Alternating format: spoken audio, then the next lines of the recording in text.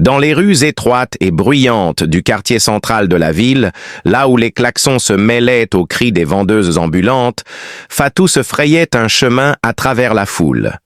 Sa robe en pagne était propre, mais vieillie, et sur sa tête reposait un panier de tomates, d'oignons et de piments rouges.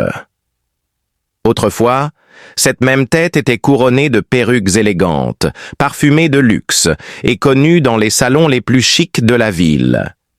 Il y a quelques années à peine, Fatou Ndiaye était une femme d'affaires influente. Elle gérait une société d'import-export qu'elle avait héritée de son défunt mari, un homme respecté dans tout le pays. Elle habitait une villa au quartier résidentiel de Koumassi résidentiel avec jardin fleuri, gardien à l'entrée et chauffeur particulier. Sa fille, Mariam, étudiait dans une école française réputée et son fils Samba rêvait de devenir pilote. Mais les murs du confort peuvent s'effondrer en un souffle. Tout commença avec la trahison de son associé, Monsieur Diarra. Un homme doux en apparence, mais calculateur dans l'ombre. Pendant 2 ans, il siphonna discrètement les fonds de la société, falsifia les bilans comptables. Et lorsque Fatou découvrit la supercherie, il était déjà trop tard.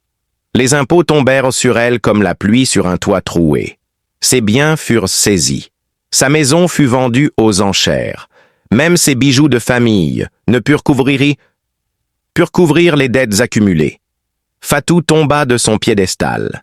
Ses amis disparurent comme du sable entre les doigts. Les gens qu'elle soutenait financièrement autrefois détournèrent les yeux lorsqu'elle les croisait.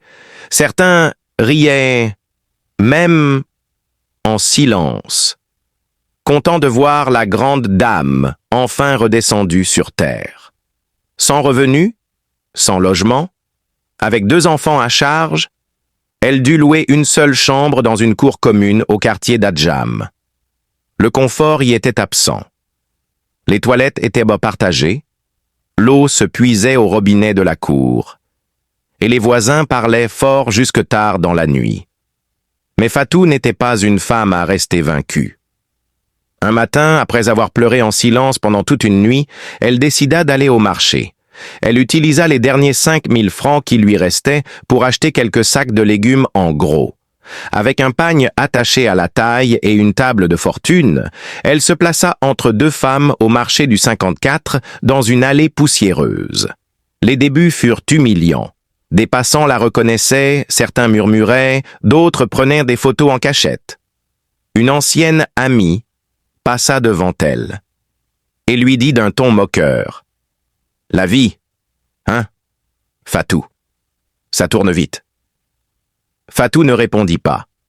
Elle se concentra sur ses tomates, bien lavées, bien rangées. Elle savait qu'elle ne pouvait compter que sur elle-même maintenant. Ses mains, autrefois douces et manucurées, portèrent maintenant des callosités. Mais elle nourrissait ses enfants. Chaque jour, elle se levait à 4 heures du matin, allait au marché central, acheter ses produits, revenait s'installer au même endroit.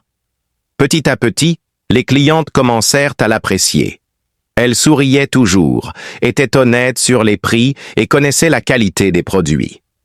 On l'appelait Maman Fatou. Avec le temps, elle économisa un peu. Elle put inscrire sa fille dans un collège public et aider son fils à suivre des cours du soir. Un jour, elle surprit Samba, le regard vers le ciel, dessinant des avions sur son cahier usé.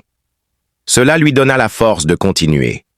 Un dimanche, alors qu'elle se reposait devant sa chambre avec une bassine d'eau fraîche à ses pieds, une voiture noire s'arrêta devant la cour. Un jeune homme bien habillé en sortit. C'était Alioune, le fils de son ancien voisin riche de Koumassi. « Maman Fatou ?» demanda-t-il, respectueusement. « Oui. Tu es Alioune ? Je vous ai cherché pendant des semaines. Mon père m'a raconté tout ce que vous avez fait pour notre famille. Il ne l'a jamais oublié. Aujourd'hui, c'est à notre tour de vous tendre la main. » Fatou resta silencieuse. Elle sentait les larmes monter, mais elle les retint. Alioune lui proposa un petit local pour qu'elle puisse développer un commerce stable, une boutique loin des pluies du marché.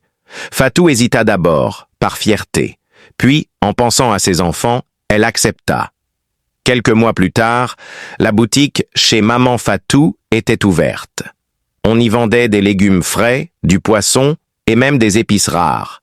Fatou formait d'autres jeunes femmes à la gestion de stock, au commerce honnête. Elle était redevenue un pilier de sa communauté, mais cette fois sans paillettes, sans voitures luxueuses. Juste avec l'estime sincère de ceux qu'elle aidait. Un jour, une journaliste du journal local vint faire un reportage sur son parcours. « Madame Fatou, quel est votre secret ?»